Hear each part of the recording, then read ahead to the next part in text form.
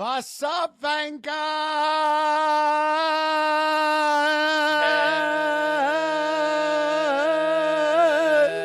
Hello, Vanguard. Boom. Yeah. I tried, I'm trying to, we got big shoes to fill in the F1 space. We're trying to make big entrances from now on. Look at that, dude. Yeah. Dun, dun, dun, dun, dun.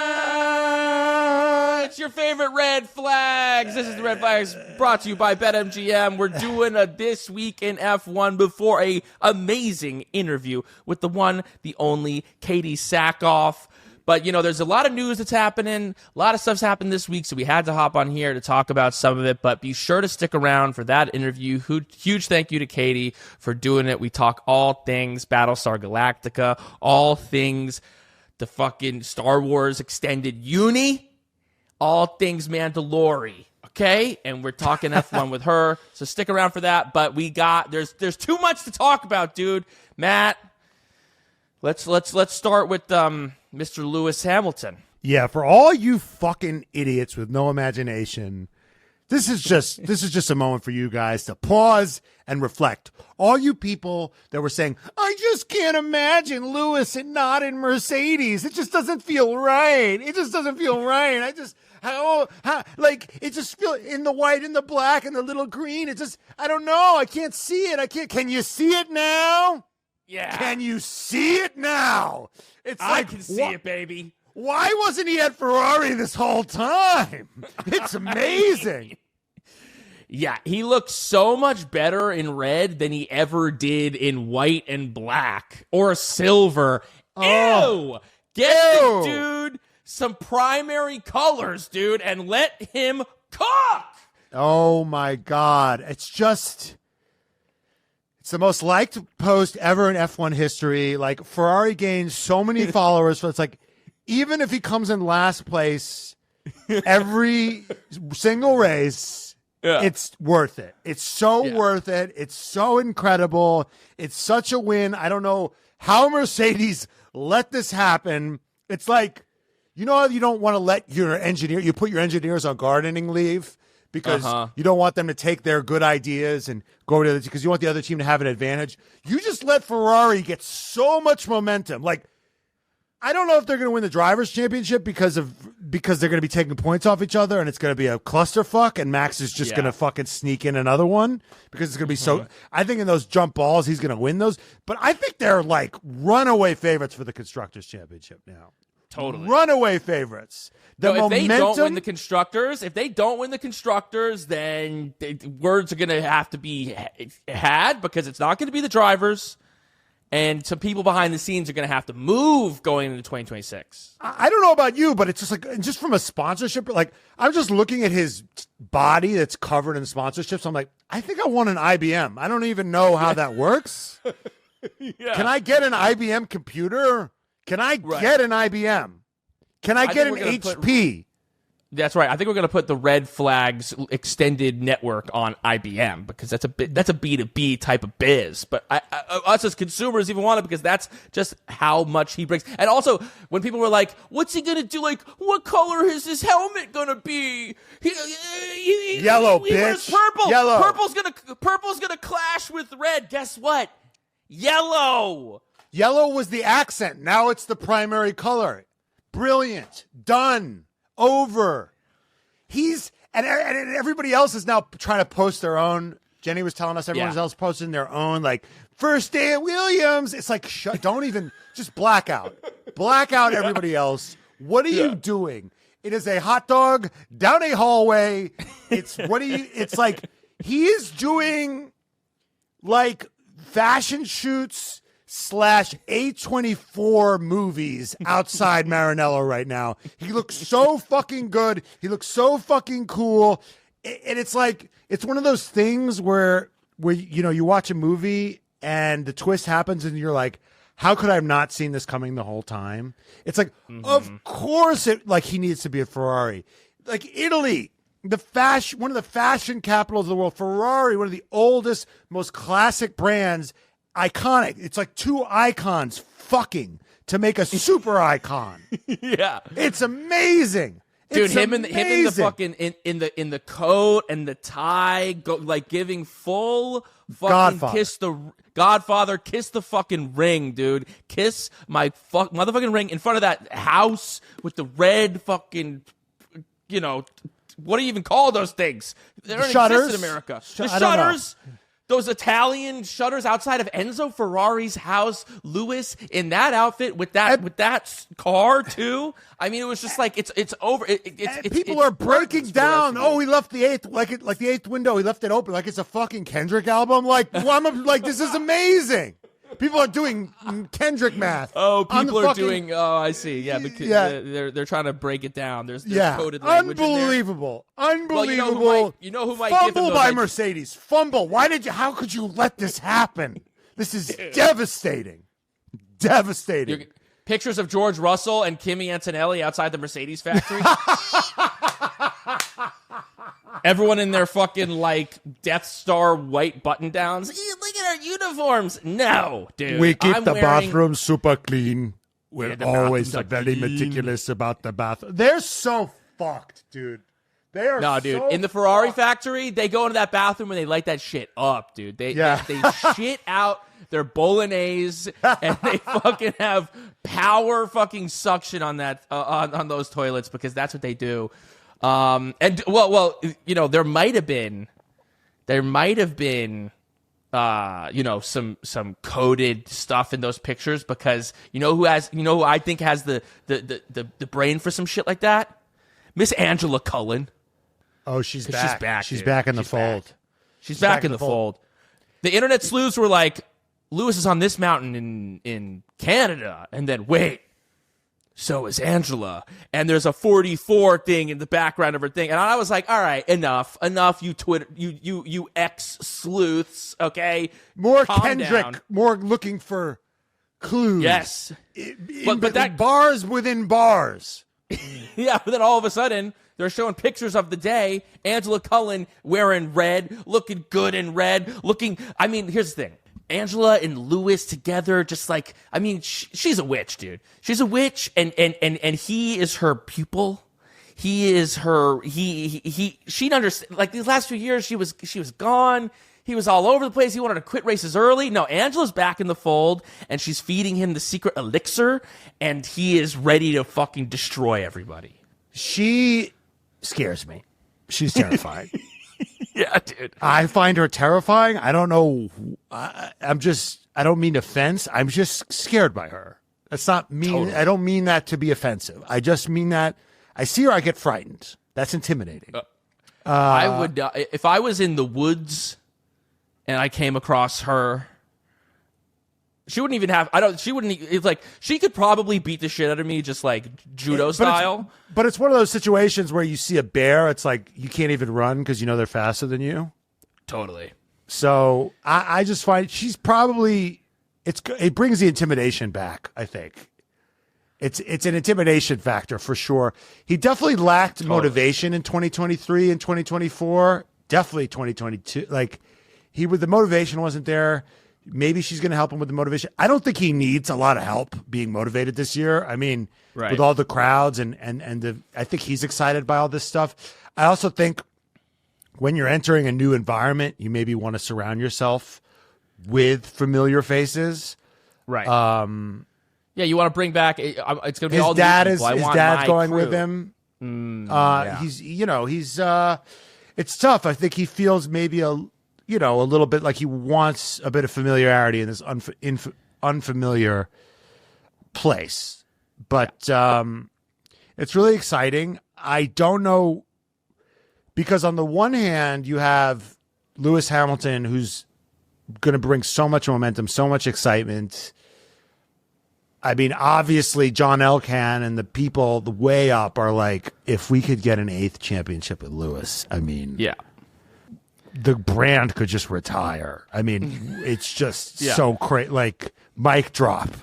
This would be the best thing for the brand ever. Yeah. So you have that, and the amount of brand value that a Lewis championship would bring versus a Charles championship is obvious. Right. But Charles is like, I think, really in his prime. Like, he had an amazing season. He's locked in. I think he can overdrive the car. I think that's one of his weaknesses is he can overdrive the car. We've seen him do it in the past. But I think if you give him a car that's capable, I think he has the mental fortitude. You know, I think there's speculation, right? You know, if he was in that McLaren car, I think the guy fucking delivered in Monaco. The guy fucking delivered in Monza. The races he really needed to deliver, he delivered. Right? I think that he might. Yeah, I also think it might take Lewis a little bit of time to get used to the car. Like there might be a warm up period. I mean, they were testing a 2023 car with him. They've limited the amount of like testing that you can do in newer cars. He's not used. He's never driven Ferrari engines before. There's going to be I think there might be a little bit of that same. So Charles is going to have to get ahead early. He's going to have to take advantage of those early races where Lewis might be playing a little bit of catch up. But 2025 is the year. 2026, you don't know what's going to happen. 2025, right. If you're Ferrari, 2025, you know that one of your drivers probably has a 30% chance at it. Yeah. 40%, right. Maybe because it's like they were right there with McLaren. They were right. They were right there with Red Bull. Like any given race, they were right there. So totally. But who knows what's going to happen in 2026? Their power unit could be the worst. It could be the best, but history tells us that maybe it's going to be Mercedes. Who knows? Yeah, I mean, you got Audi entering the picture. Who knows? I mean, it'll probably be Mercedes or Ferrari. But you don't. You've got the chance right now, and who knows what's going to happen then. So this 2025, it's up for grabs. It is currently it's a jump ball, and who's going to come down with it? And it's going to be Max Verstappen. It's going to be Max Verstappen, and because I think whatever happens, Lewis and Charles are going to be taking points off each other. Lando and Oscar will be taking points off each other. It's just a matter of if those cars are consistently good every week and Red Bull is streaky like it was at the end of the year, then all of a sudden it's like, all right, well, Max might be fucked by the car. And it might be too much. That's the thing. But yeah, certainly he's not going to be in a fucking. It's not going to be a McLaren. Well, unless Liam Lawson comes out like Lewis Hamilton in McLaren in 2007, and all of a sudden is taking points off of the reigning champion. But I doubt that's going to happen. See that happening. Even if he could do it, I don't think Red Bull would allow that to happen. Right. Totally.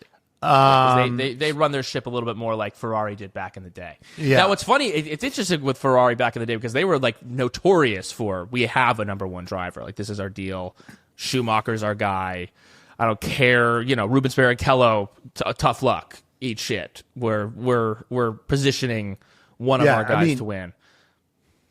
Yeah, they buried great drivers have gotten buried. Whether it was Felipe Massa or Kimi Räikkönen got buried. There by Alonso. They pick their guy and they back him, and the other guy kind of fades away. I mean, Sebastian Vettel, I think, didn't he bury Raikkonen too? Who buried? Yeah. And then Charles came and buried Seb. I mean, they pick a guy and then he's fucked. It's kind of the Ferrari way. That's going to be the story. That'll be the story of this whole year. But there's certainly.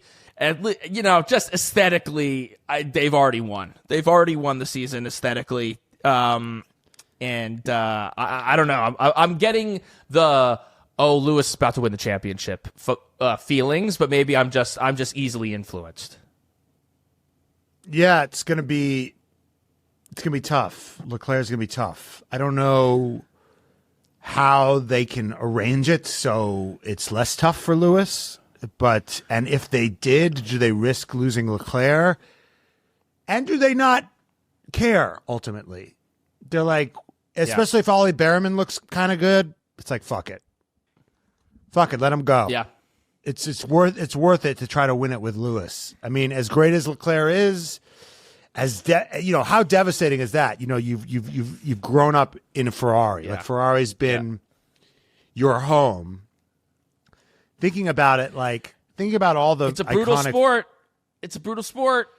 But think about this, Zach right? Brown bought Lando Norris his first single-seater, and then this year, all of a sudden, it's like this new kid on the block named is Oscar Piastri.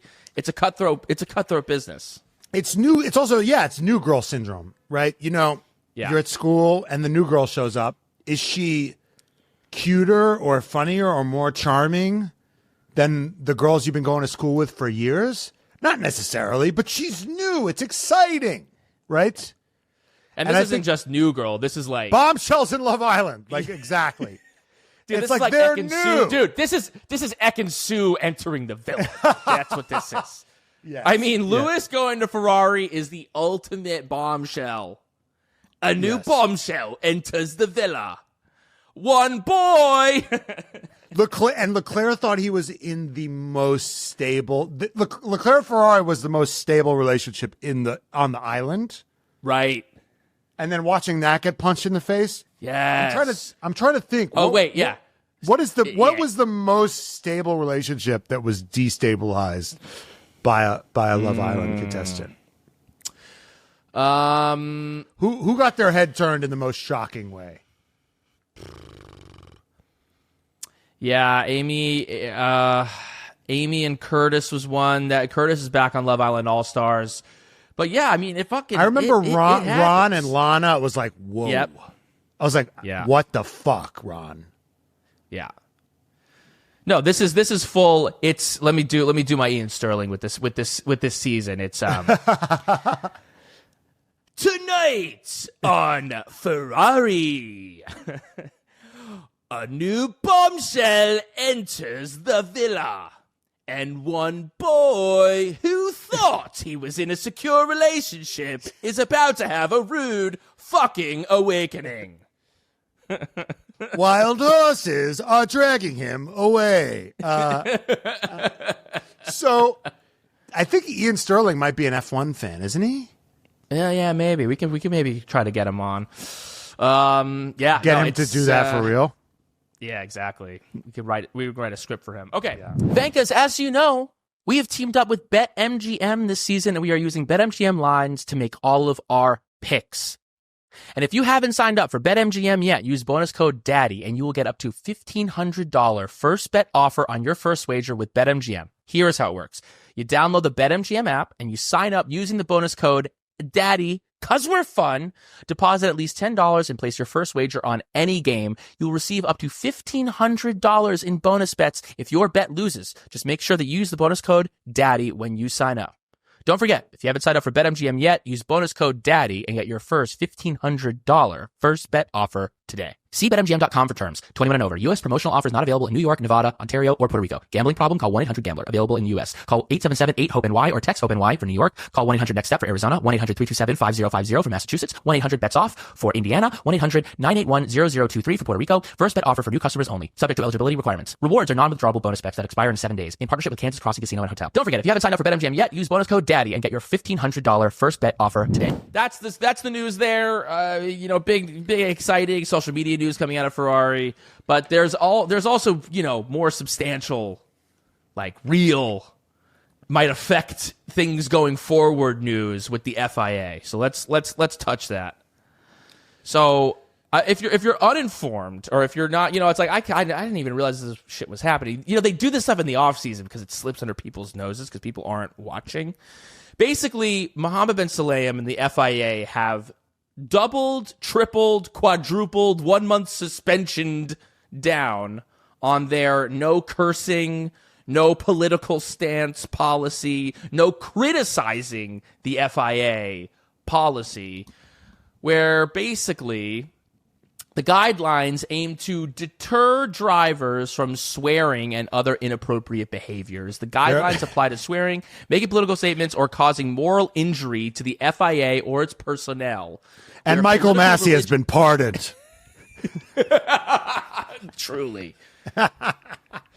The Michael Massey and the rest of the Abu Dhabi 2021s. Yeah. If I was Michael Massey, if I was Mohammed bin Sulayem, full pardons for Michael Massey. Yeah. Bring him back! Yeah. So basically, the FIA, what they've basically put a thing where you'll get fined if you do it once. For a first offense, you get fined, I think, €40,000 will be shaking what it twice, that's okay. Shaking it 3 times, you're playing it with yourself, as Good Charlotte would say. Yeah, so it's $40,000 for the first offense, $80,000 plus a 1-month suspension for a second 1-month suspension? A 1-month suspension. Oh man, Max is in trouble. And for your third offense, the odds of Lewis winning a championship have just gone up. That's the thing. It's like they've put in this basically it's not 3 strikes you're out. It's 2 strikes you're out for a month. I think if I was Max and I knew I didn't have the car this year, let's say Red Bull comes out and they're slow. Right. Yeah. I would do it. Yeah. Yeah. Okay, I'm out of the series. Deal with it, F1, F1. Because I'll just take a month off. I'll sim. I'm not going to win the championship. That's the dream scenario, is if the car fucking sucks. Mm-hmm. And then he can make a statement. Right. Because that would be devastating. Mm-hmm. If he was out of the sport for a month. For cursing? Are you crazy?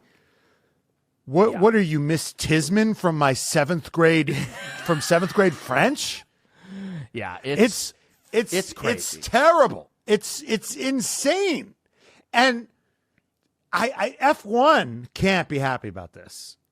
No, they cannot be happy about this. No, I think Dominicali didn't. I think they did I think they rushed this ordinance through. I think they didn't do a proper, full.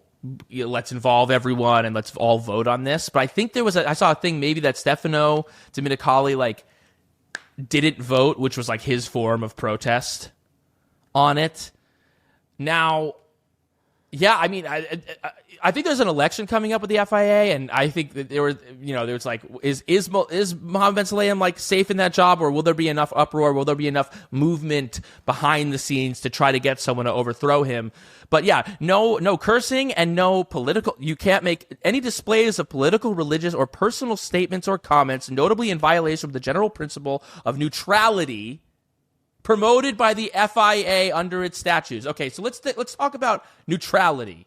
You think it was neutral to post a picture of Donald Trump after he won the election, congratulating him? Is that neutral?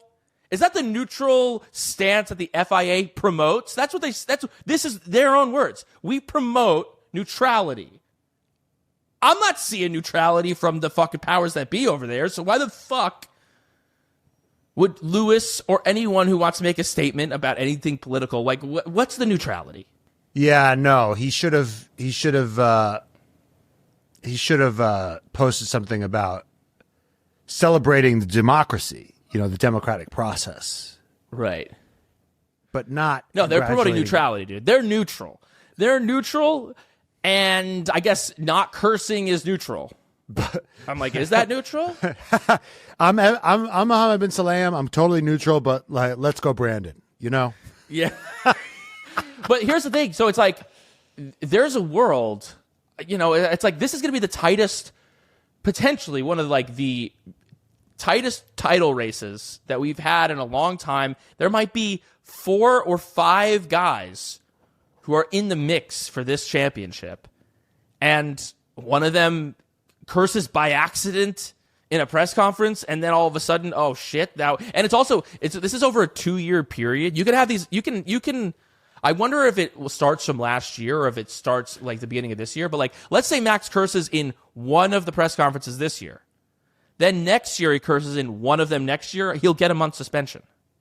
Next year, I hope one of these guys gets suspended. It's gonna blow up in their face. It's gonna look so bad. It's also what's even more cringe, I think, is that they're demanding an apology from the drivers. They may require drivers to publicly apologize. That you might have to make a public apology if you fuck up. The GDPA hasn't made a statement about this yet. I think they definitely will. Consulting with some lawyers, probably. Exactly. But there's a huge, I think it's like you're watching Game of Thrones It's like when you're watching Game of Thrones and all of a sudden the Iron Bank is involved. You're like, what the fuck is this bank doing? This is crazy.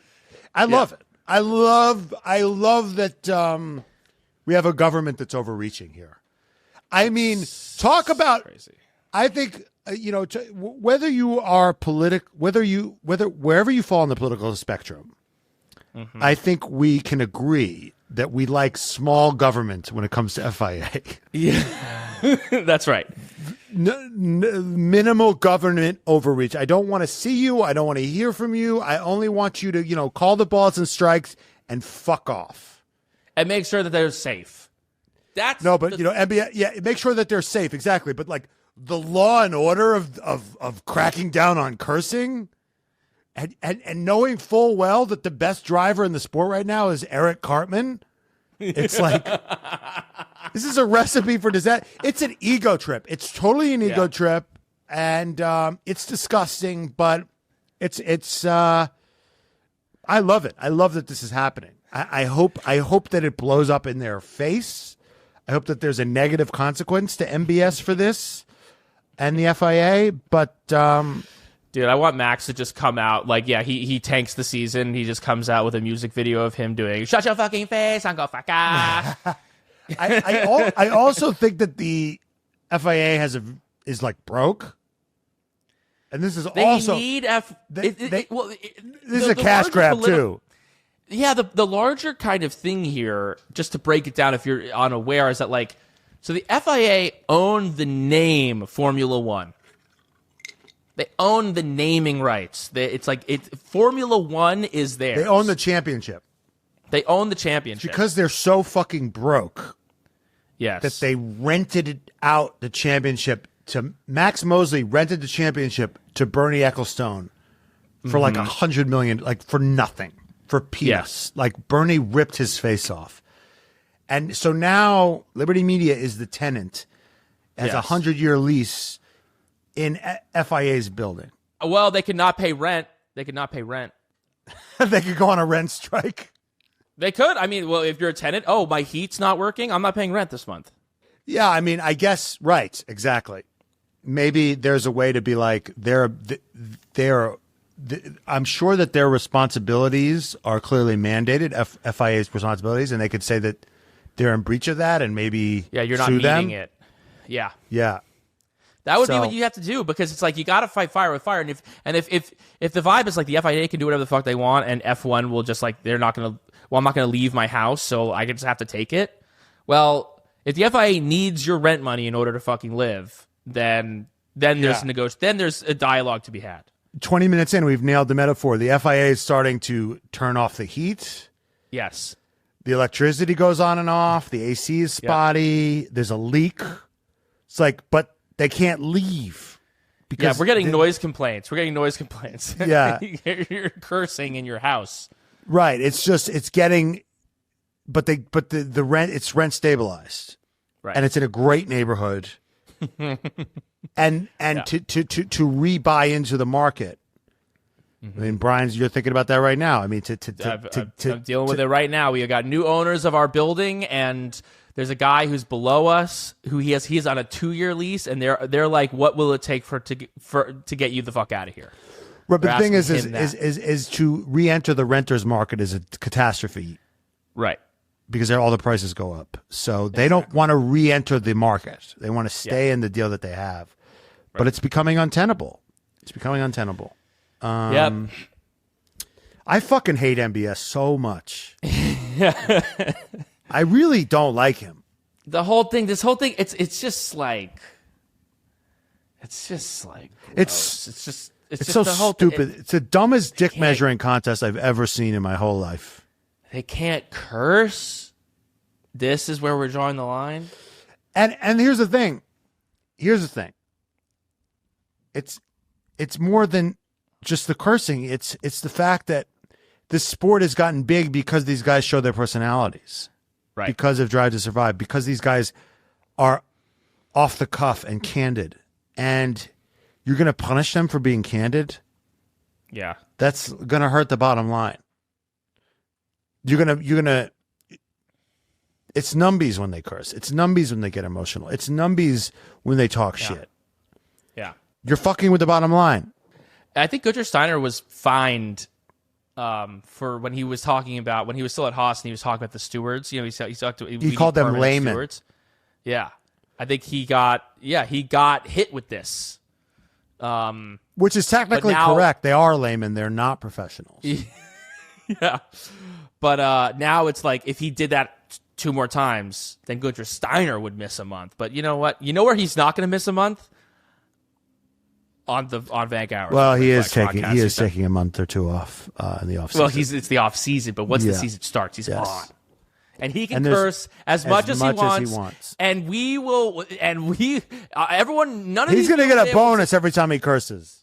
No one's going to be able to talk shit about the FIA this year, except us, baby. And if you want to get we will, I think we need to do like Obama anger translator for these guys when they like can't say what they want to say. So Max said this in the press conference. What he wanted to say was, suck my whole fucking dick from the back.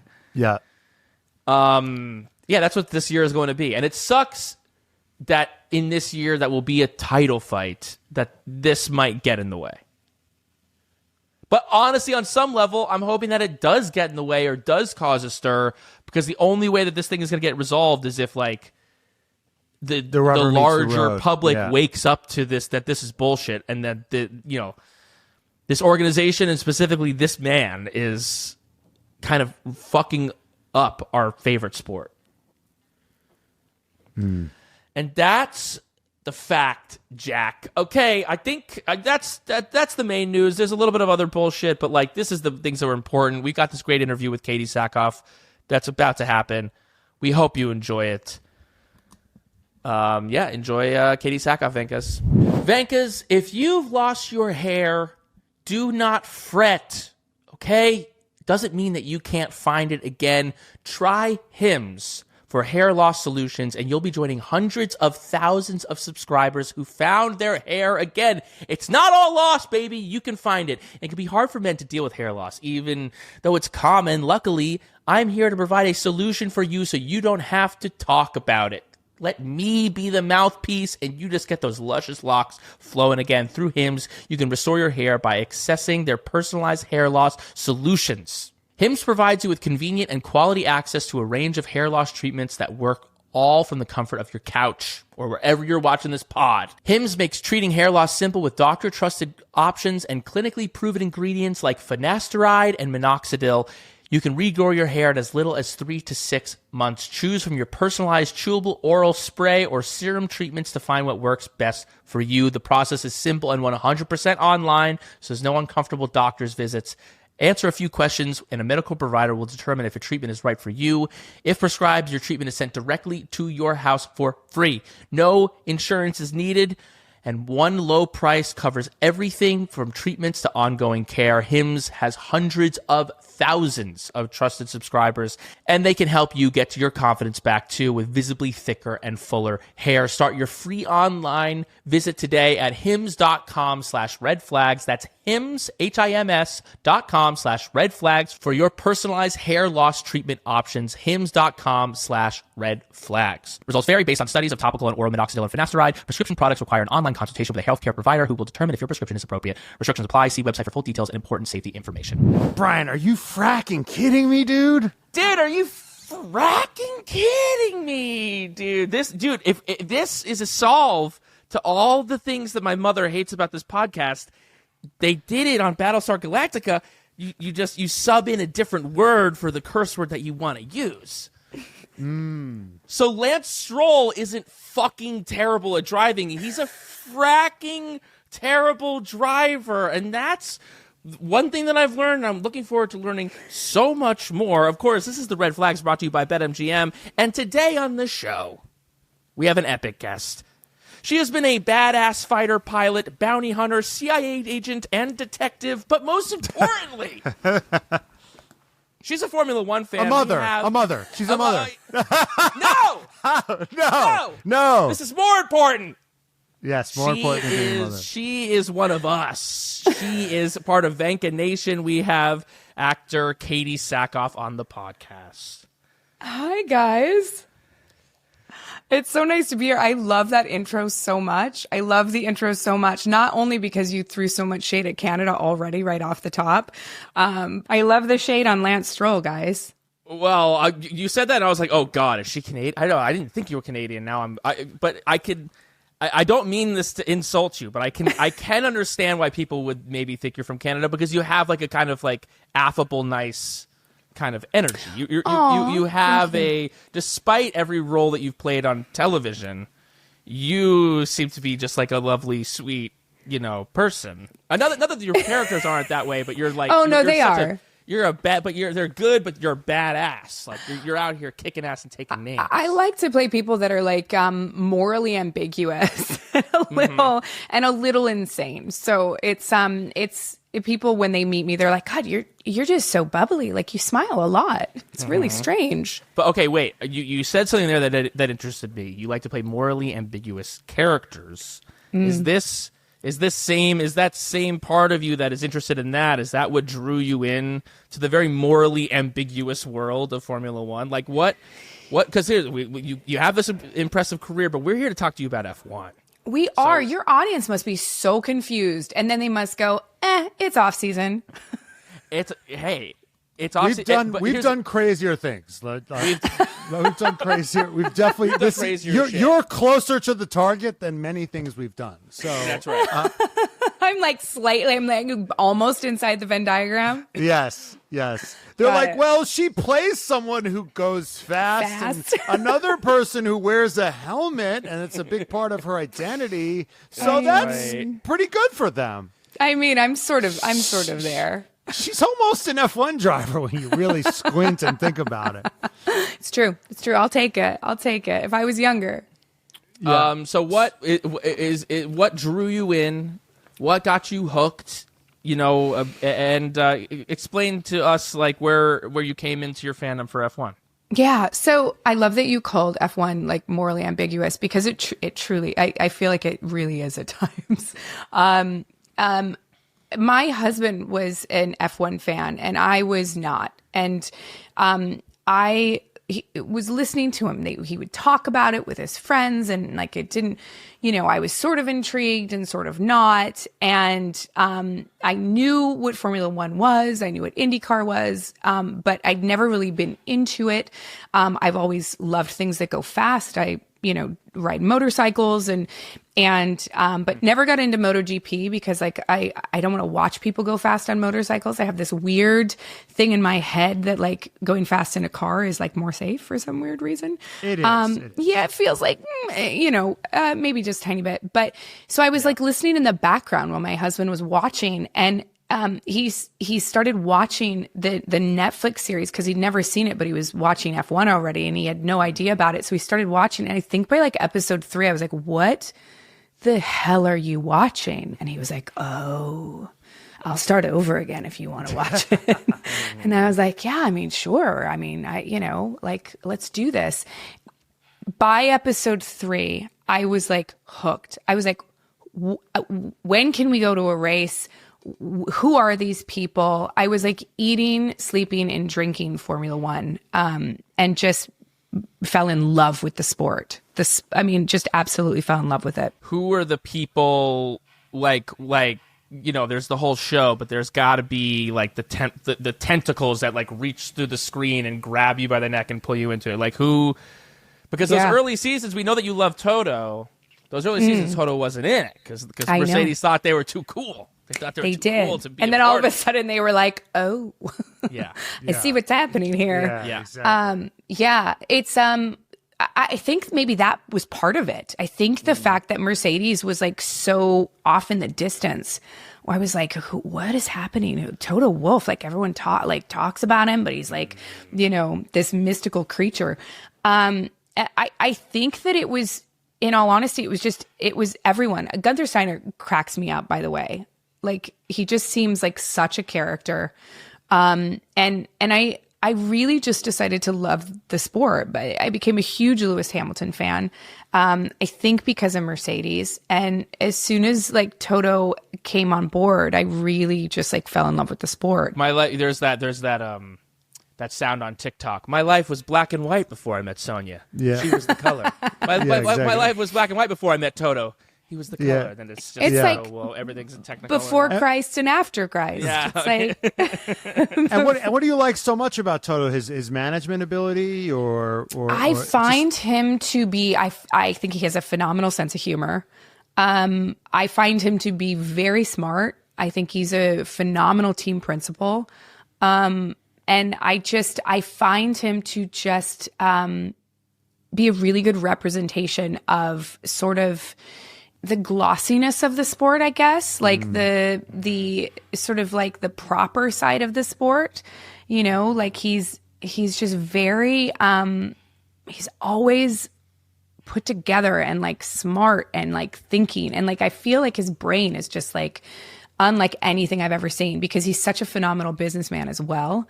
I don't know. There's something about him that calms me. some je ne sais quoi.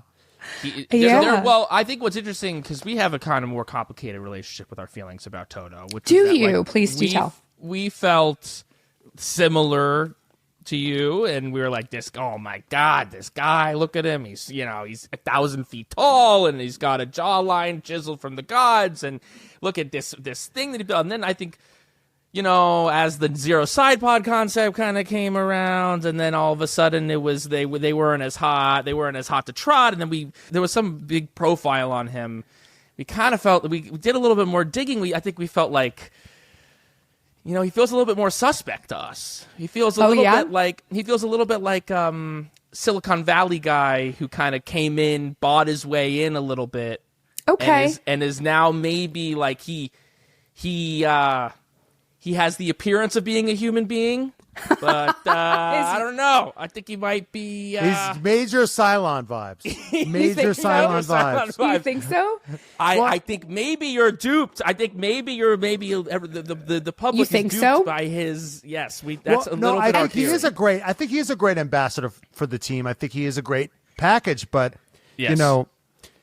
Here's the thing: is he took over in 2014, I want to say, and that was like the year of the regulation change.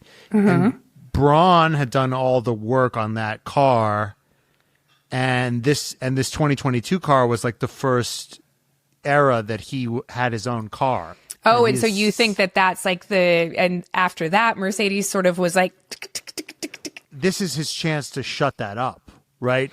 Yeah. He needs to win in multiple. I think that's the sign of a great driver and a great team principal / engineer is someone who can't just win once. They don't just find lightning in the bottle once.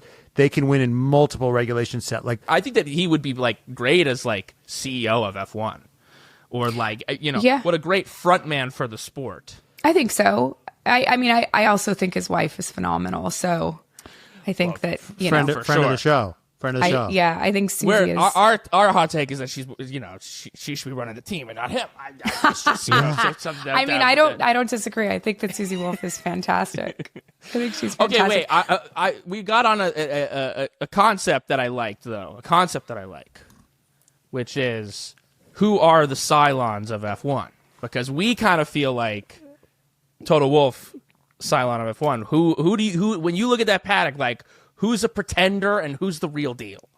I mean, you say that. I just think who's a machine, who's not. Like, Yes, yeah. I mean, like Verstappen instantaneously to me, I go, fucking Cylon. Yeah. Immediately. Really? Right. Immediately. Yeah.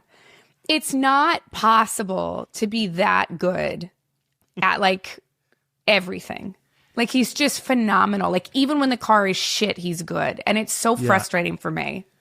Yeah. It's so frustrating. So you're not a Max fan?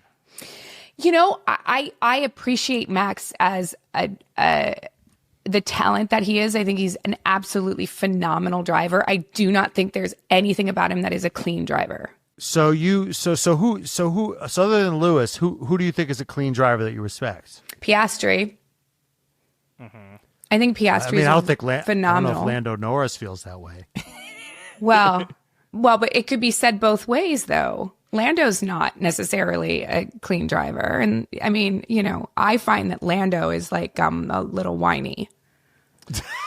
I mean, and he's paired with the least whiny person maybe in the history of Formula One in Oscar Piastri. Yes, so Oscar is just like, I find him to be a phenomenal driver. I think we're going to see really good things from Oscar. Actually, I think that he's.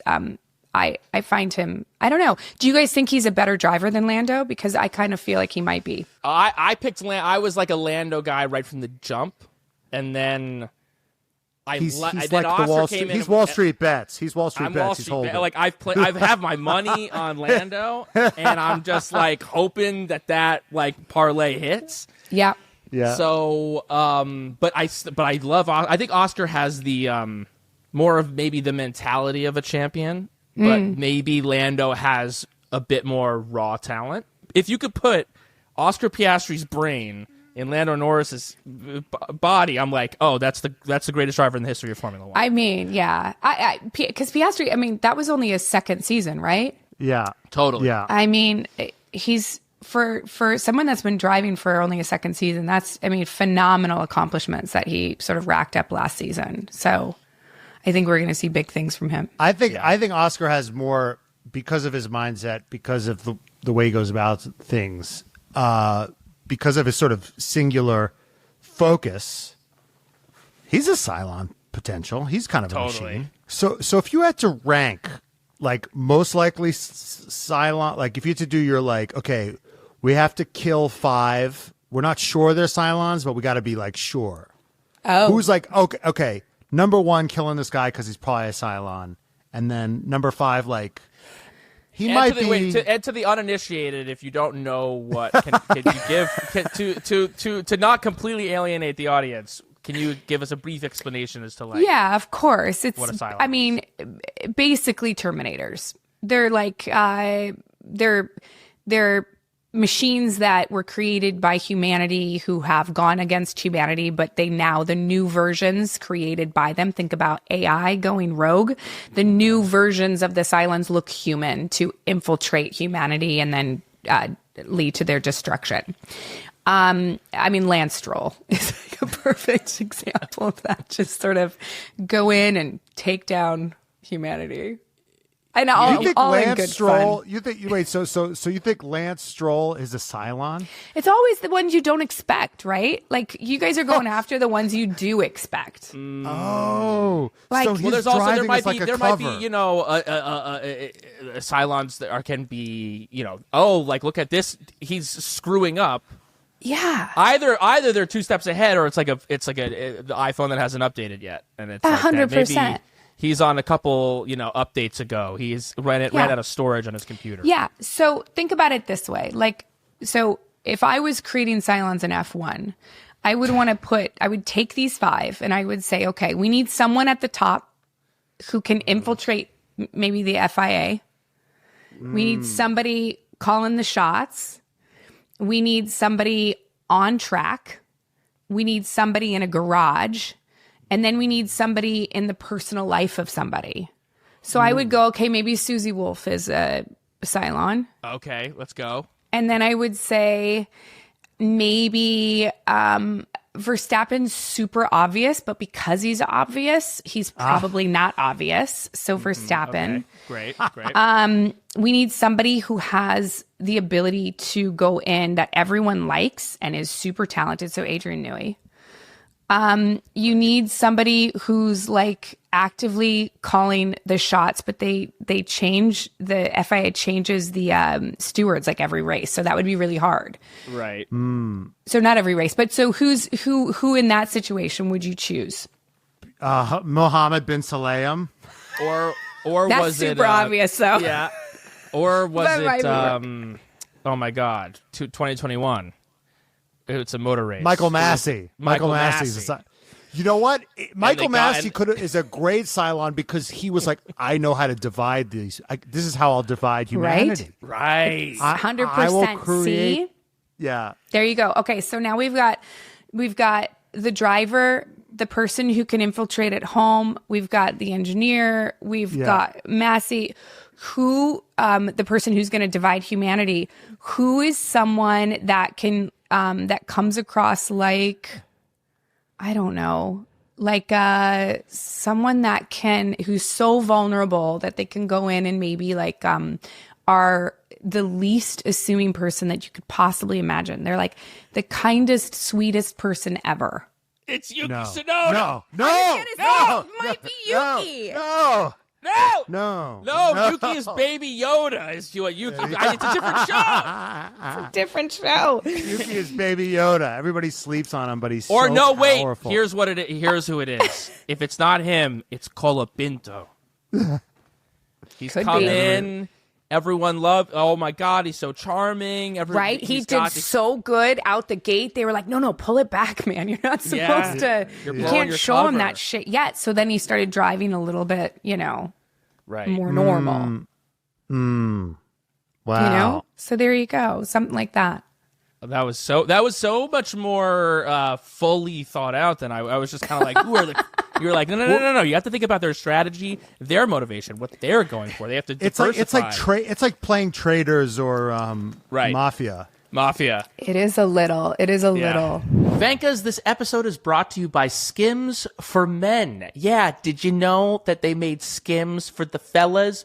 I didn't. Now I do, and I'm glad that I do because I got a couple pairs of the Skims underwear, and they are amazing. They are strong but soft, if that makes any sense to you. I think with boxer briefs, I got 2 pairs of boxer briefs. I got the stretch 5-inch and the cotton 5-inch boxer brief, and they're both great.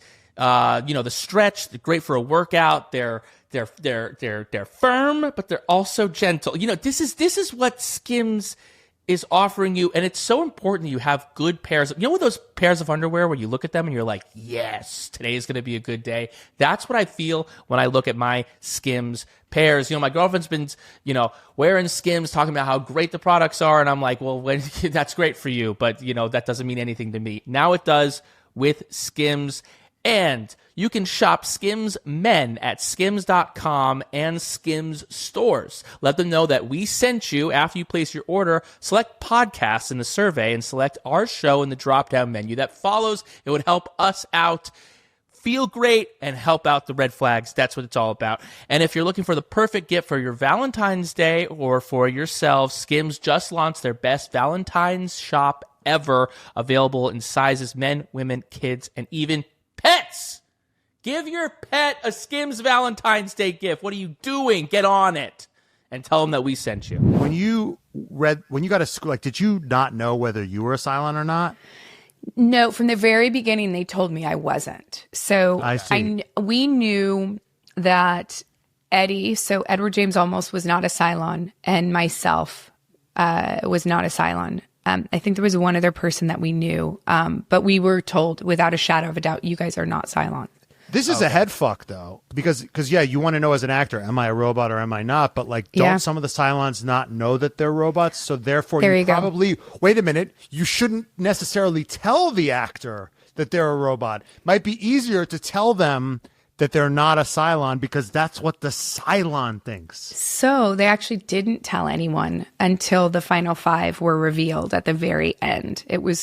Some of the actors were devastated because they'd spent so much time invested in creating these characters, and then all of a sudden everything you thought your character was a lie. Crazy, huh? Wow. Yeah. Jesus. I know. That's crazy. That's crazy. But they could have told you were not a Cylon, and then they were like, just kidding. They lied. Because that's what the makers, the Cylon, are supposed to make you think. But anyway, moving on to Star Wars. Who do you think would be the best Mandalorian of all the drivers? Oh, it's so interesting. Well, so the Mandalorian is sort of, it is a Western, right? Right. And I feel like Danny Ricardo has such an affinity for Texas that I think that he'd sort of, I feel like maybe him. Just because, wait a minute. He would but get do you think banned that guy immediately. you think that guy can He keep would his take the helmet on? off immediately. He would. He would. He would absolutely take the helmet off. I'm gonna say him though, because I feel so bad because he didn't get to race in Austin last year. Right. Yeah, but I think that he would. I think maybe him. I feel like I actually thought about this. I gave this some thought because I started laughing actually, and then I think that I feel like Esteban Ocon is like Cad Bane. I don't know if you guys know who Cad Bane is. Which one's Cad Bane? Is he Cad Bane is the guy. assassin? He's an assassin that's blue and super lean and tall. Yeah. Oh, whoa. Yes. And yes, just yes. like That's a goes, pull. just like goes rogue, and he's like, "Fuck it." Yeah. Yeah. I feel like that's Ocon. I feel like that's Yeah, Ocon. out But for himself. Yeah, but that's Just- a bounty. That could be a Mandalorian too, right? That, Could be. out for himself. Now, Yeah. who would be the worst Mandalorian? Like immediately banned, like doesn't have any upgrades. No Beskar, loses the Beskar, destroys the Beskar. Oh my god. I mean, it's honestly like the Fets, like from the actual show, like from the actual movies, like they get killed immediately. But in F1. I don't know. I sort of feel like Fernando would make a really bad Mandalorian because he'd be like, I don't care. Like he would be so lackadaisical about the entire thing. Like he'd be like, I've been doing this forever. Like, I think he'd make a really bad Mando. He would blackmail the Mandalorians because he had some Right. he had some squabble with another Mandalorian, and then the true. Mandalorians would get fined $100 million. Yeah, he's not going back for Baby Yoda, dude. No, he's not. He's No. like, whatever. And you can't put like Botas in there because I feel like he'd like wear his underwear on the outside of his like Beskar one day, and they'd be like, "What is this guy doing in a green G-string?" Yeah. So it's right. So Baby Yoda. So who's Moff Gideon? Who's like the bad guy to you? Who's the bad guy? You guys, I feel like Christian Horner. Sure. You know what I mean? Sure. Like he's a little Palpatine. He's a little Palpatine. It's so interesting that A little.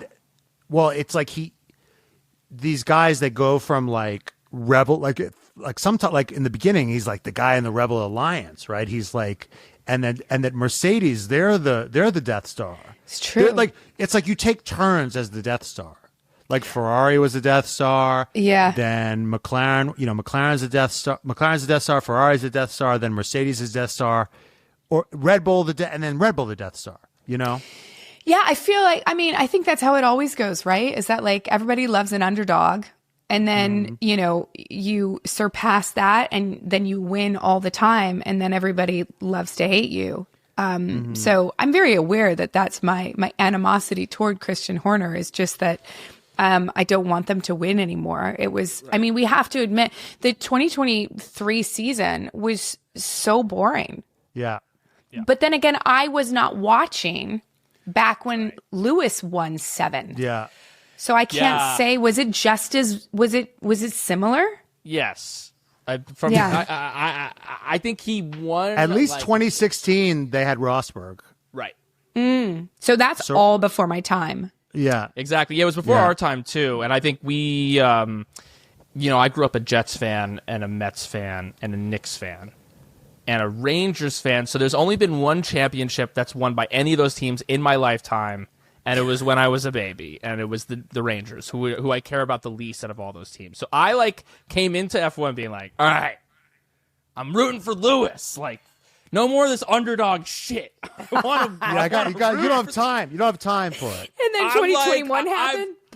I watched. Yeah, we watched 2021, and then Lewis lost, and I was like, I think I should have been rooting for Max, because then maybe Max would have. I'm just that cursed of a fan. Are you? New Yorkers, man. It's tough. Yeah. Not as hard as it is being a Raiders fan. Oh wow. So that's true. Yeah. Yes. So if, first of all, I hate to correct you because you're the Star Wars aficionado here, and I'm just a fucking tourist. But obviously, Helmut Marko is Palpatine. If anyone in that organization is Palpatine, Christian can be That's Vader or Right. one of the or one of Yeah. the lieutenants. But if there was ever a Palpatine in real life, it's home with Marco. Come on. I mean, it's a little true. It's a little true. Yeah. I could see that. Aesthetics, the aesthetic. I need to see him in a black robe. In a cloak. In a using cloak. Force lightning. We're using Force lightning and becoming just like super wrinkly. Yuki Tsunoda will never drive for my team. Poor Yuki. Oh my God.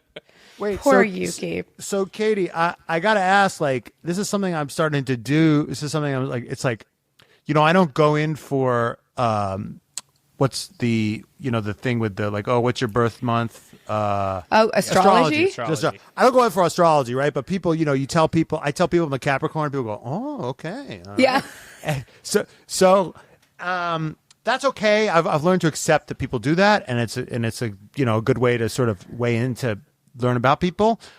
I like to ask people like who their favorite driver is, and then I try to like assess, like, because I think certain types of people are drawn to certain types of drivers. Like it's interesting, like you don't like Lando, you find him a little whiny. Like, yeah. A part of me is like, is it because she's a mother, like she just doesn't have time for that energy anymore? Like maybe a younger pre-mom version of you would have had time for Lando.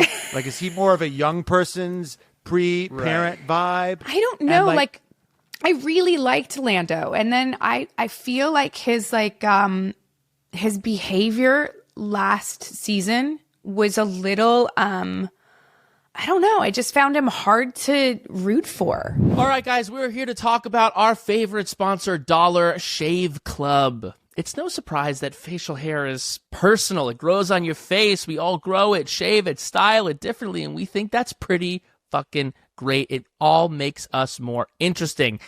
That's why in this club, we make the razors and you make the rules, baby. That's right. Your own personal style. You could be like Lewis Hamilton in like 2007 when he had that crazy beard. You could do that with Dollar Shave Club. Make a fucking splash with your facial hair for once. I'm not gonna lie. I thought that Dollar Shave Club just made razors, but they do so much more than that. Whether you're going smooth shaven or maintaining a beard, Dollar Shave Club offers shave and grooming products that are always high quality and never, ever overpriced. Let me introduce you to some of their top sellers that we're going to make your grooming routine feel like a spa. First up, we got the Dollar Shave Club Series 6 Blade Razor. This isn't just any razor, okay? It's like a mini vacation for your face. With 6 stainless steel blades and vitamin E infused lubricant strip, the razor delivers the closest, most comfortable shave imaginable. It's so comfy, your skin might want to just take a nap afterwards. Plus, the precision trimmer is perfect for those little detail areas, because we know how important those are. Don't have, a perfectly shaved face with a hair sticking out your ear, or hair coming off the edge of your neck. It can ruin a whole vibe. So don't do it. Get Dollar Shave Club. That'll make it happen. Also, they have an amazing series of products that prep your skin for your shave and take care of it after. We got the Shave Butter. It's the top selling shaving aid. It's true. I use it, and it's so much more helpful than when you put all the white, puffy gunk on your face, because you're like, am I even getting this stuff? This goes on clear, so you can see exactly where you're shaving. They have the shaving cream, so rich you'll need a Prem-Up thick and cushiony cream for a classic smooth shave. If you like that big look of all this stuff on your face, you can get that.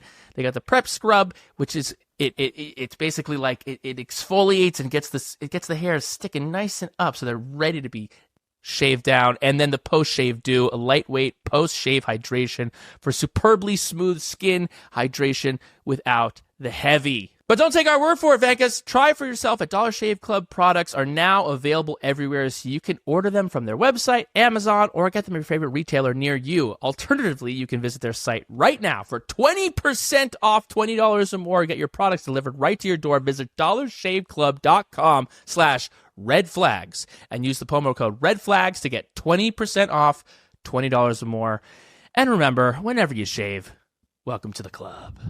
I just found him to have just a massive, massive ego. And it just was hard. I mean, granted, these guys are the 20 best drivers in the world. Of course, they're going to have egos. But at the same time, I don't know, there's something really beautiful about seeing a driver that is phenomenally good, that has that ego, but also has the ability to like remove themselves sometimes and not be an asshole, And I don't see that in Lando.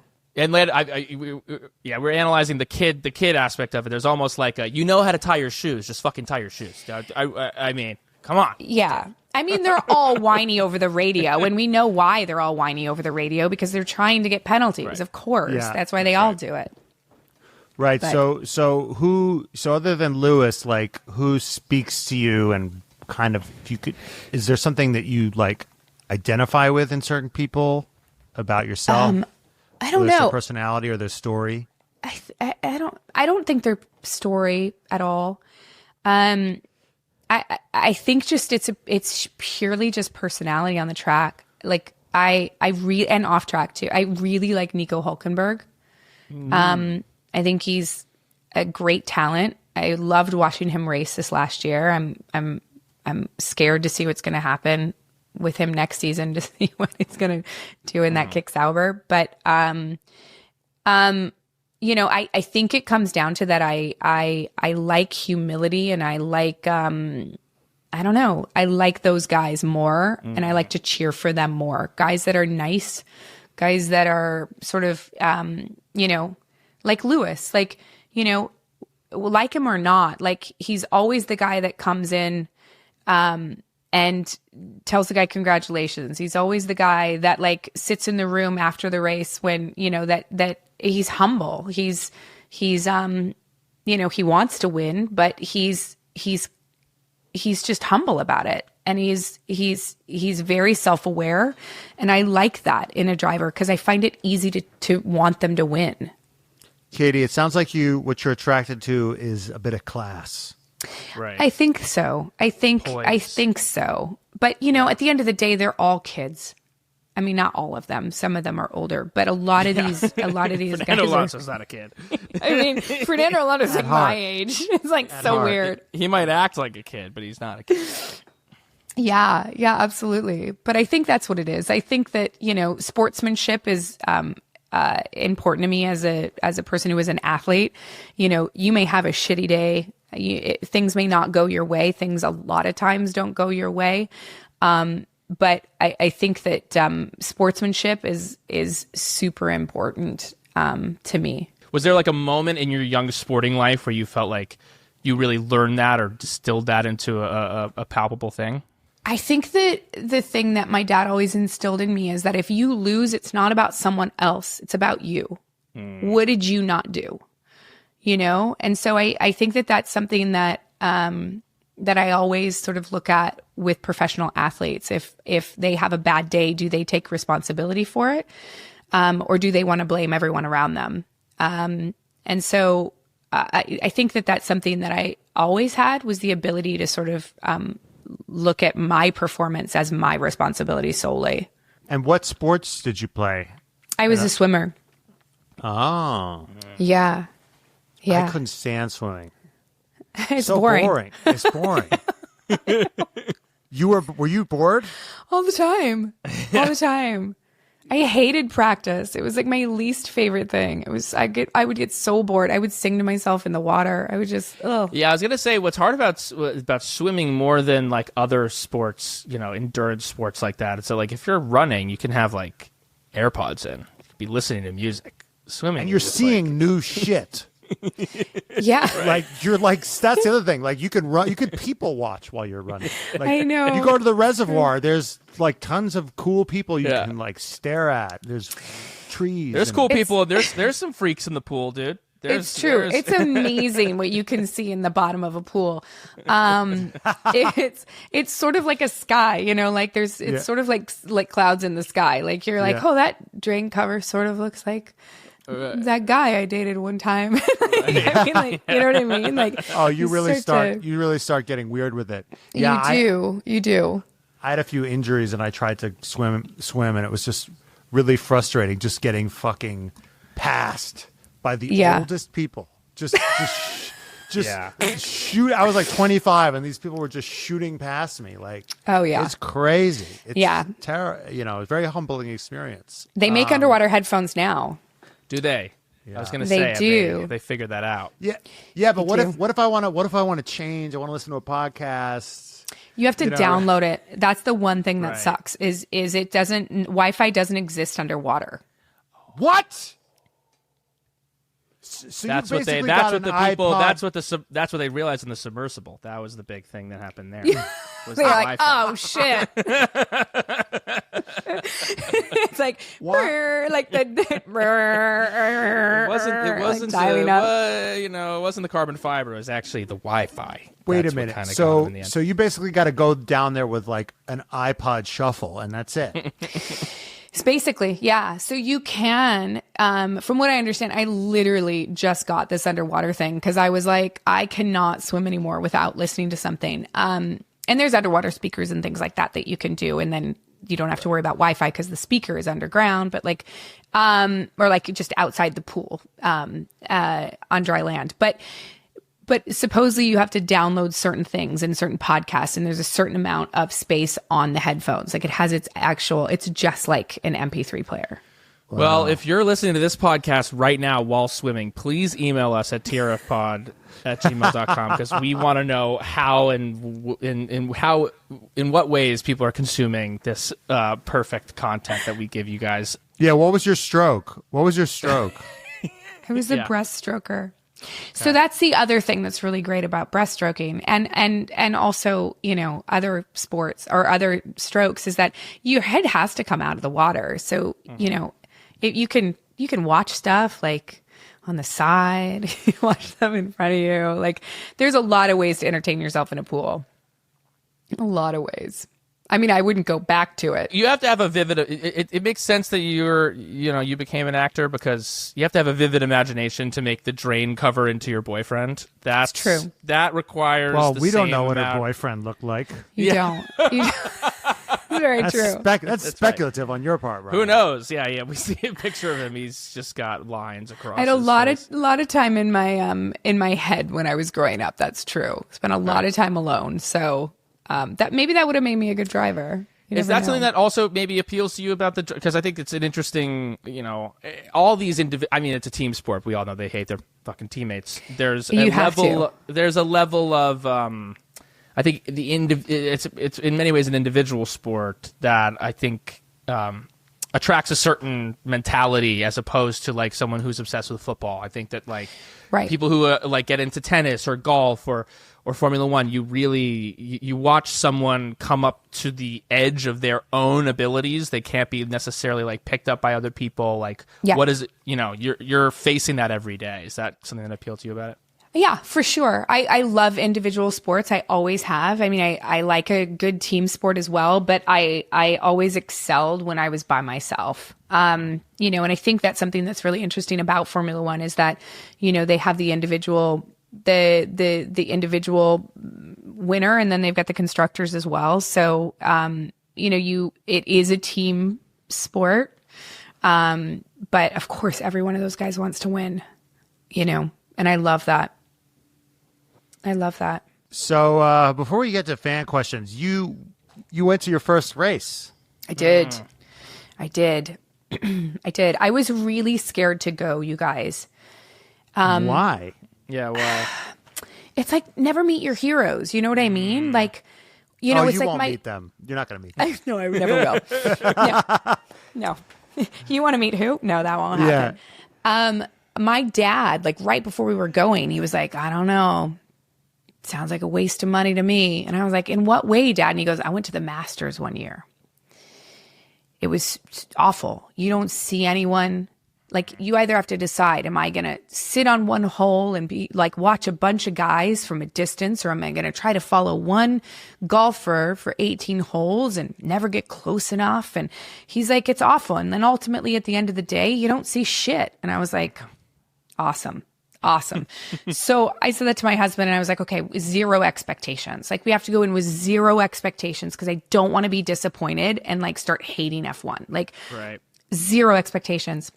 And we really did. Like, we had to walk like a freaking mile to get to where we were. Which race were you going to? Vegas. Yeah. We went to Vegas. So, and I bought tickets. I did a ton of research, and I was like, where should I buy the tickets? And ultimately I ended up getting tickets like right at the starting line. Like right in the midfield, about 48 rows back. And it ended up being the perfect place to be because you had such a vantage point. You saw a lot of the race. And then you saw a lot of the stuff in the beginning, which was really cool for a person who'd never been to a race. But the moment the cars started and the moment they took off and like the smell of rubber did something to me. That was like this visceral thing. And I looked at my husband and I was like, we have to go to more races. Like, it's just, there's nothing like it. Like, I know these guys go upwards of 200 miles an hour. I know that. There's nothing like seeing it in person. It is so fucking fast. And like, I don't think I was ready for that. Like, I mean, I know how fast it is, but I was like, oh my God, like that is so fast. And then like just the smell of rubber, I was like, this is crazy. Like those tires really do degrade. Yeah. When it does, when it's like, oh wow, they're actually in the, like, you know, you especially because we know so much about all of them personally. Yeah. And then you do see them like flying around a corner and you're like, oh my God, they're really in that thing. And even the drivers, you're like, that guy sucks. Like if you're like, Lance Stroll sucks, and you like see him and you're like, that's still fast as shit. That's still so fast. Arguably one of the best 20 drivers. Right. Like, you know, Yeah. maybe. Top 30. Top 30. 100? He's in the triple digits. 100. He's in the triple digits. Yeah, for sure. Yeah. For So sure. you got to, never know. I think the best one in these states is definitely probably Austin. You should. We want to go to Austin really bad. Yeah. I think it'd be Austin's really a cool. blast. Yeah. And the tickets are expensive, but it's sort of like, you know, it's once a year. Katie, what's twice a the year. point of being on a Disney show if you can't pull the trigger once in a while? I know, but I feel so guilty, like trying to, I mean, yeah, you sort of have to, right? You sort of have to. And I have zero connections in F1. So everyone's like, who'd you meet? I'm like, guys, we bought tickets and like found a hotel room and like, we That were was like basically our walked Vegas a mile to, you know, our fucking seats. Like there's zero connection. I was looking at the celebrities that they had down, literally getting a walk. And I was like, who are they? Yeah. Yeah. Like, who is that? I don't know who that is. Right. Like, I know a lot of them. Like, I know who Nina Dobrev is. Like, I know who that is. But like, who's the person standing next to her? No one knows who that is. I'm more famous than that person. F1, get on it. Like, how am I not there? Well, but F1 does this thing, right? Where like, even if you get in, all of a sudden, once you get in, you realize there was a place you didn't get in. Yeah. You were like, There's levels. there's levels, right? Totally. Yeah. We were staying at a hotel. We were staying at the Wynn, which is like super nice. It was like amazing. And like we watched qualifying from the window. I mean, it was just insane. It was insane. I was there for another event, didn't pay for my hotel room. Thankfully, because we went to go buy tickets for next year and I was like, oh my God, these are so expensive, these hotel rooms. So I was like, okay, so I asked the concierge, I'm like, how do we get from here to there? Like, it's a mile. Like, that's really far. And they were like, well, you walk. And I was like, okay, well, like, you're is there anything, like, you guys are like one of the hotels for F1. Like, is there, like, you've got to have more information than that. And they were like, no, we don't. Do you have this ticket? And I was like, no. And they were like, would you like to upgrade to that ticket? And I was like, well, how much is it? And they were like, 15 grand. I was like, fuck no. No, 15 grand. No. Yeah.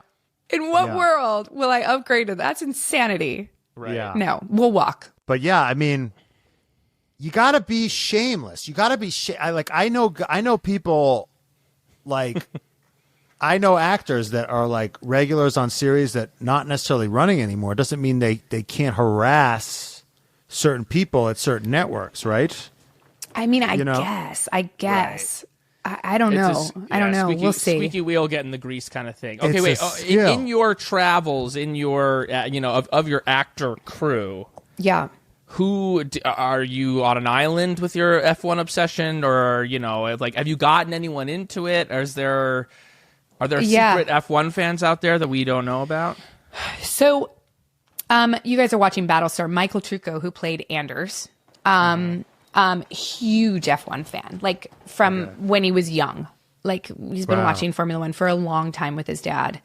Tyler Hoechlin, who played Superman on Superman and Lois, he is a very big Formula One fan. What? Yeah, very big Formula One fan. Love Road to Perdition. Sorry. It's a great movie. He's great. And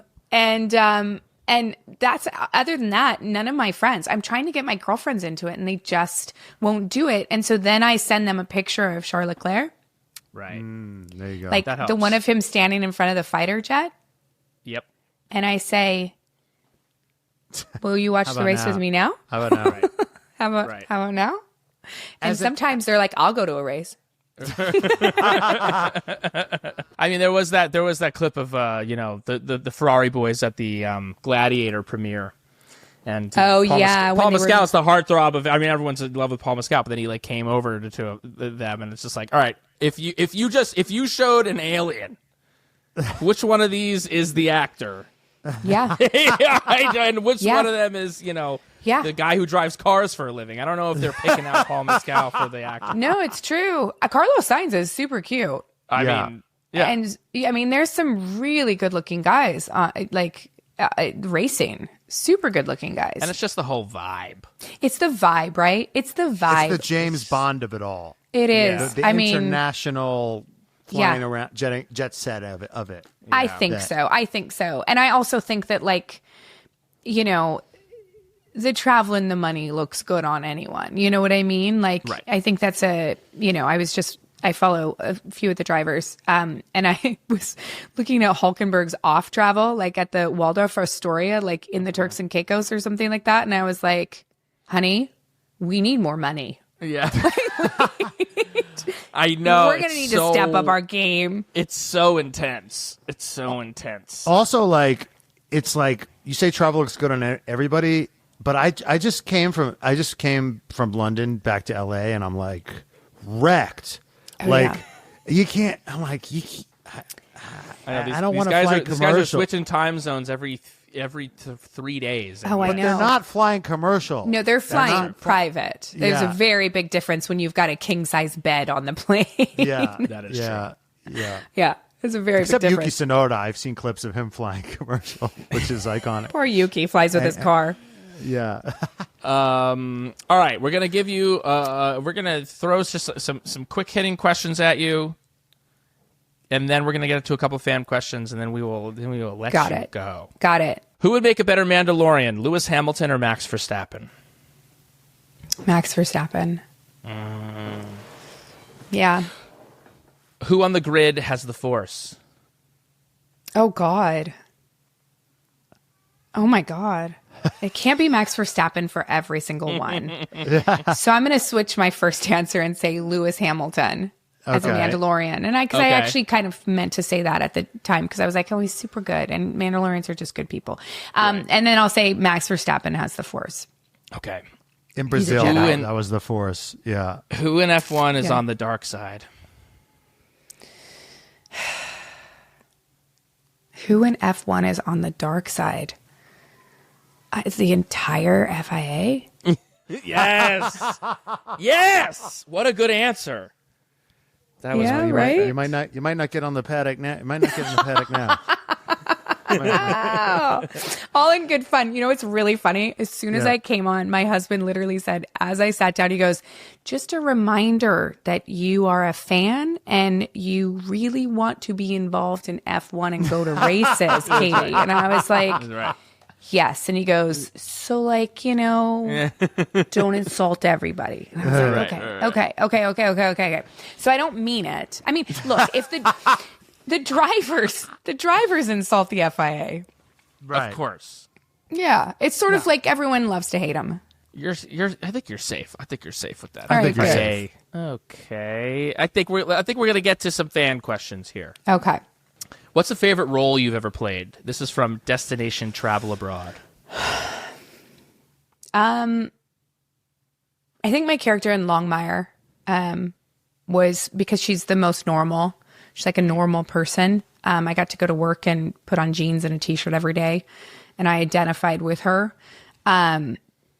I think like the coolest thing to be involved with is obviously Star Wars, just growing up watching Star Wars as a kid. So that's still like a, you know, it's still a pinch yourself sort of moment, even, you know, 15 years later. So I have a follow-up question about the Yes. Star Wars. Were you jealous of Pedro Pascal that he always had the helmet on, or were you like, that sucks? Yeah. I mean, it's a two-prong answer. You know, when your helmet is on, you don't necessarily have to be there. You know, Right. but it's hot in there. You know, like it's days with my helmet on are really hard days because you're just hot and sweaty, and that thing is heavy and it's hard to see out of. And so yeah, I mean, it's a double-edged sword, I think. Did you have to build up your neck?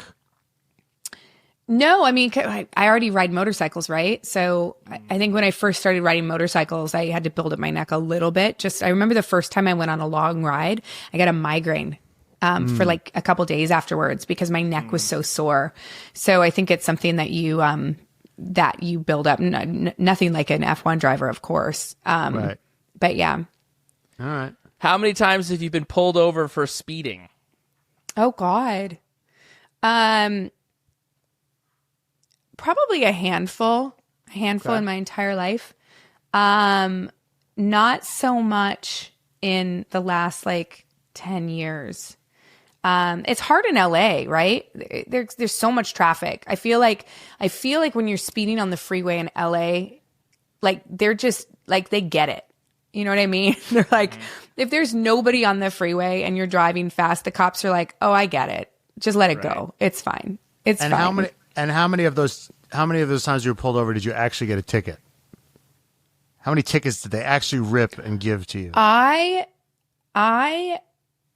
had probably like 3 where I was able to, in the States, it might just be California, but in the States, they have this thing where if you get a speeding ticket, you can go to the driver's class and get it wiped, but only like once a year or something like that.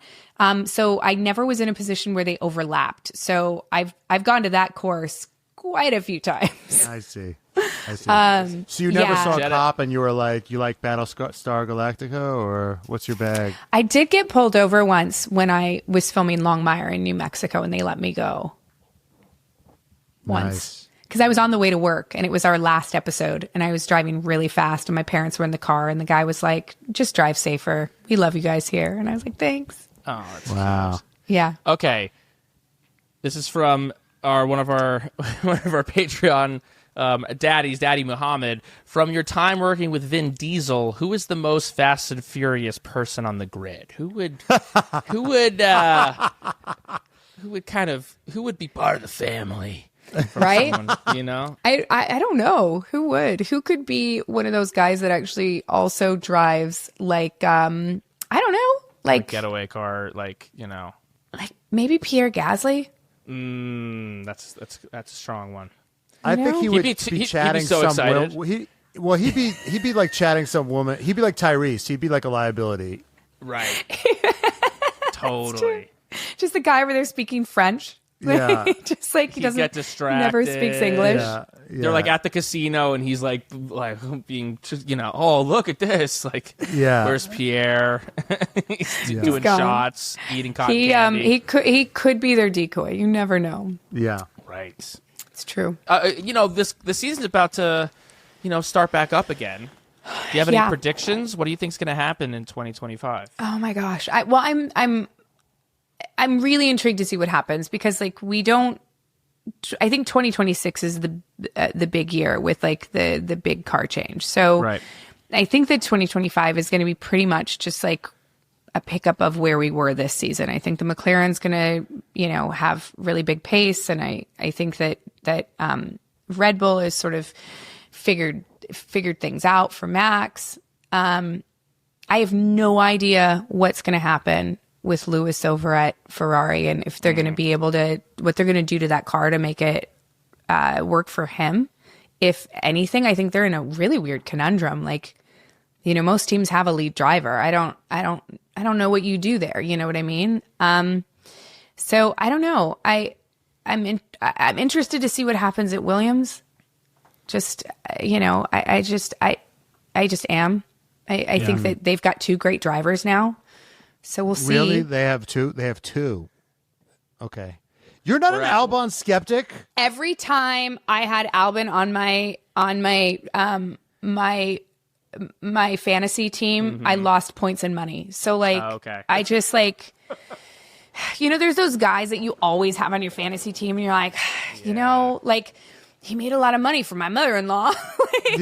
Right. So, I don't know. I do think he's a good driver. And so I think I don't know. I just think he had a really shitty second half of the season. But he had the slightest amount of pressure applied to him. You think so? Just because of the bringing in another driver? Yeah, we think that Colapinto kind of got in his head. Possibly.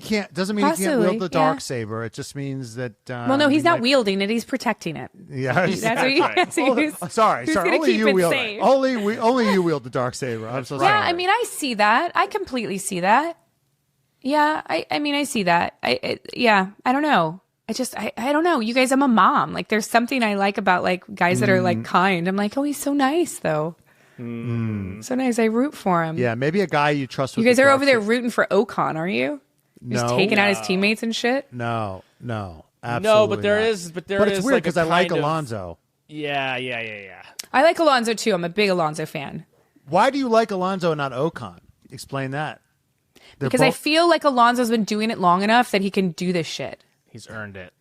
He's been doing it since he was young, but. But in the beginning, he was kicking ass and taking names. Yeah, so I wouldn't have liked him then. But now I like him. When he was doing his crazy dances after he won. Right those races. after he would win. Yeah. That's some weird shit. He's a legend. He is a legend. Yeah. So, you trust Alex Albon with the dark saber? He'll protect it. Yeah. But Max Verstappen would just jam you in the back with it and take it for himself. Right. I mean, yes and no. I think that all of my opinion of these guys is on track, right? Because I know that they're all completely different off track. It's a completely different thing. For all extensive purposes, Max is a really nice guy. Right. So it's one of those things where these are pure judgments of who these guys are while they're racing. You know what I mean? Yeah. Oscar Piastri could be a complete asshole. I don't know. He comes from a good. You want to talk about someone who comes from a good family? I've heard he comes from a good family. Those Aussies. That's right. No, Nicole Piastri is a friend of the podcast. His mom. His mother's a friend of the podcast. His mom's a listener. Oh, I love that. Well, she's going to like me now because I think her son's fantastic. That's right. I think he's a future champion, personally. You guys? Well, okay, it's a future. No. Well, it's a future championship. I mean, I'm gonna hold your feet to the fire here. Is 2025 a year where he wins a championship? No. Who's winning in 2025? Who's winning it this year? Max. Okay. Yeah. Yeah. Yeah. Okay, and who's winning the Lewis Charles? Who has more points at the end of the year? I don't know. I don't know. Answer. It's an honest answer. I want to believe that Lewis has another one in him, but I feel like 2021 did such a number on him emotionally at the end that I don't know how you fully come back from that. And I think that the years we've seen after that have just sort of been I don't know, man. I just hope he's not broken, and I hope he can come back and win an 8th, Yeah. Well, even if he doesn't, he's made more money than anyone in the history of sport. So he'll be fine. That'll be good. And he's maybe he's out here dating Sofia Vergara. So we'll see if that's true. You never know. Mercedes has been riding his coattails, and they're gonna feel the brand hit without him. I think so too. I think that they took him for granted. Yeah. What he brought to the brand, I think a little bit. So we'll see what happens. Well, I think they were like, it's us. And I'm like, no, it's not, dude. It's him. You know what I mean? It's him. His charisma, his star power. Yeah. Right. Ferrari is a different story. Ferrari has like real history and lineage, and that brand is really strong. Yeah, for sure. Independent of him. I agree. I agree. And Lewis Hamilton, at the end of the day, like I knew who Lewis Hamilton was before I knew anything about F1. Right. And granted, I'm in the entertainment industry for sure, so I'm aware of people. I'm sure I've seen him at an event, or I've seen him like at an event I was at, like in photographs afterwards or something. So maybe that could have been it, but I knew who he was. Yeah. People, you know, Yeah. He transcends. Ferrari is like, what's interesting is like Ferrari is like Star Wars, where like they anybody they put in their franchise is going to be a star. Right. Like you know, we're like, They're that's the kingmakers. flex that Star Wars has. They're like, okay, we don't need to find a star. We'll just cast some no name and they'll be a star now. And what's crazy is like this is like Star Wars hiring George Clooney or something. Do you know what I mean? It's just Right. like well, and an everyone implosion of wants star. to drive, Yeah. you know, a Ferrari. Yeah. You know, I mean, yeah, it'll be interesting to see what I'm so curious because 2024 was insane. Yeah. Yeah. One more thing, another intersection. F1 movie. How are you feeling about the F1 right. movie? You excited? Yeah, I mean, you know, it's funny. I was at the Amphor event in Vegas right before, and there was a couple actors that were there at our table, or not our table, but my friend's table, right next to us that we were talking to. That were going. They had to leave the event because they had to go shoot on track some scenes. Whoa. So Crazy. it'll be cool. I'm excited. I just saw another movie that Brad Pitt produced, and he's got a good eye. So I'm curious to see what it's. I'm excited. Yeah. Okay. All right. We start this podcast with a What's Up Venkas in honor of Gunther Steiner. Would you honor us with a goodbye, Venkas? Yes, of course. All right. Bye, Venkas. Yes. Goodbye, Venkas. Thank If you want to see any of Katie's stuff, links will be in the description.